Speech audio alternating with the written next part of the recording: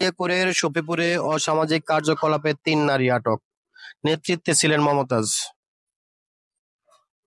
গাজীপুর জেলার কালিয়াকৈর উপজেলার শফিপুর বাজারের পশ্চিম পাশে যমুনা গেট এলাকায় একটি বাড়ি থেকে অসামাজিক কার্যকলাপের অভিযোগে ৩ নারীকে আটক করেছে পুলিশ। এ চক্রের নেতৃত্ব দিচ্ছিলেন মমতাজ নামের এক নারী, যিনি স্থানীয়ভাবে পরিচিত একটি সংঘবদ্ধ চক্রের লিডার হিসেবে কাজ করতেন। পুলিশ সূত্রে জানা গেছে, গোপন সংবাদের ভিত্তিতে অভিযান চালিয়ে শনিবার রাত থেকে ৩ নারীকে আটক করা হয়।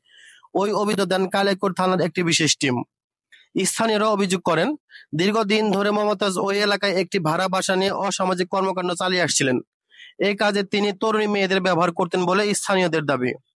স্থানীয়দের সহযোগিতায় পুলিশ অভিযানে গেলে ওই বাড়ি থেকে আপত্তিকর অবস্থায় কয়েকজনকে পাওয়া যায় বলে জানান তদন্তকারী কর্মকর্তা। আটককৃতদের থানায় নিয়ে জিজ্ঞাসাবাদ করা হচ্ছে এবং এ বিষয়ে নিয়মিত মামলা প্রক্রিয়াধীন রয়েছে। এই ঘটনায় স্থানীয়দের মধ্যে ক্ষোভ বিরাজ করছে এবং তারা দ্রুত এই চক্রের বিরুদ্ধে কঠোর ব্যবস্থা নেওয়ার দাবি জানিয়েছেন।